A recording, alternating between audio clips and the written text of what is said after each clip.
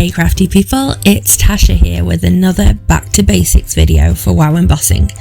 Today I'm talking how do you heat emboss a stamped image, along with a few other FAQs. I'll mark the chapters with each question so you can easily find the ones that you need to know. Either that or grab a cuppa, sit down and spend some time making a card with me. I'm going to start with prepping a new stamp to be used for embossing.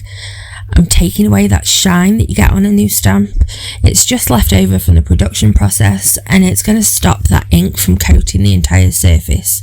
So I'm just rubbing it away. You can get a tool for this or even just use a standard eraser. Now we're moving on to the ink. This is WOW's ultra slow drying ink pad. To keep it working at its best, you can use our ink pad refill, conditioner and freestyle tool to keep that ink topped up. It's got a rollable ink delivery that's really easy to use. You just want to move across the pad.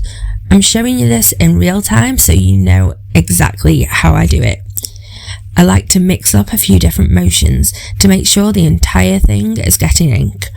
I start doing small circles, but then move to more of an arching stroke, just to help disperse the ink more evenly. And it's a good idea to let that sit for a few minutes to really soak through the pad before you use it. Now, onto the pad itself. It's a really dense sponge pad, so you get a really juicy pad, which transfers ink well, but it's giving you some resistance so it doesn't just coat the entire surface and completely flood the image. So we're going to tap the ink pad over the whole image to get an even coverage. Then take the stamp to the paper and apply some even, gentle pressure. Give it a few seconds for the ink to transfer onto the paper. Personally, I like to ink up and stamp a second time if the image is more solid or has thicker lines, so I can really be sure of a good transfer.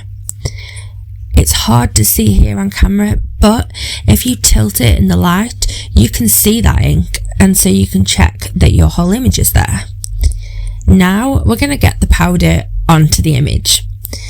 I like to give the pot a shake just to break up any clumps, and then the easiest way is to just place some scrap paper or a coffee filter underneath and pour the powder all over, then filter it back into the pot. You might have seen people using plastic tubs and spoons to apply and store the powder, but please don't do this with our powders. Here at WOW, we work really hard to take the static out of our products. The little jars, lids and our powder itself goes through specialist processes designed to remove the static, and any other plastic will be reintroducing it.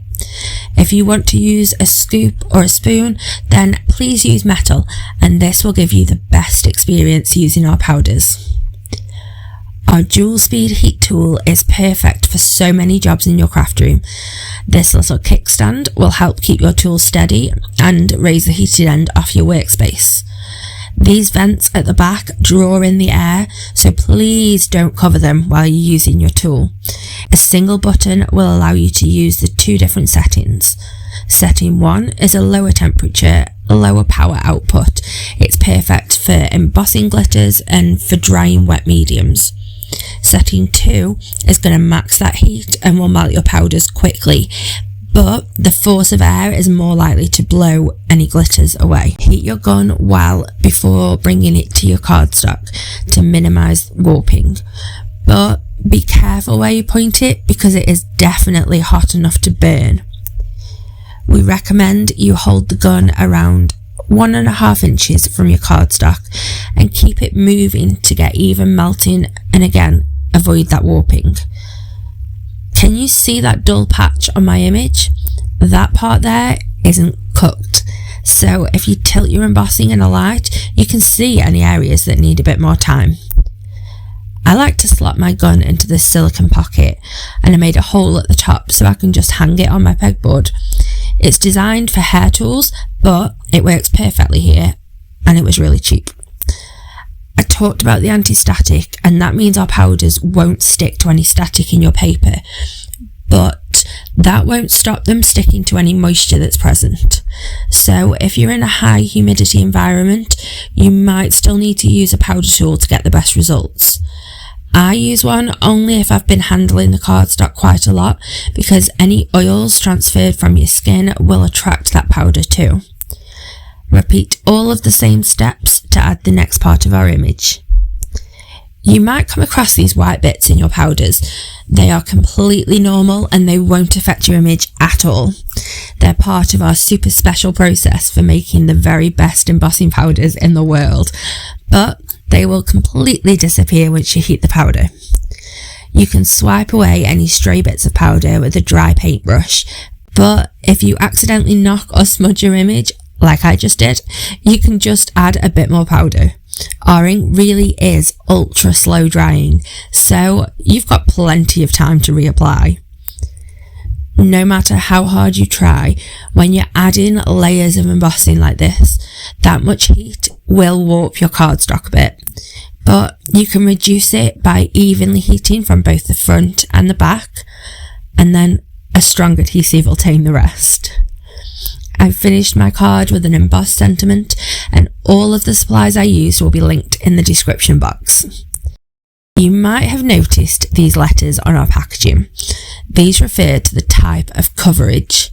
So O means it's an opaque powder. That's going to cover whatever colour or surface it's put on.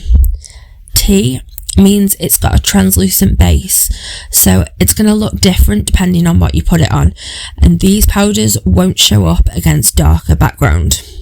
OM means it's opaque and marbling. These powders have a white base, so they'll mix and marble as they heat. You'll get some fantastic results, which are a little different every time you heat these powders. If you aren't already subscribed to our channel, then be sure to hit that button for more content on all things heat embossing. Don't forget to like this video, and if you have any questions or comments, be sure to pop them in the comment box below. Alternatively, email us at socialmedia@wowembossing.co.uk if there's any burning questions you'd like us to include in a future video. Did you see what I did there? Thanks for sticking with me, and I'll see you soon. Have a lovely, happy, safe and wonderful week. Stay crafty. Bye.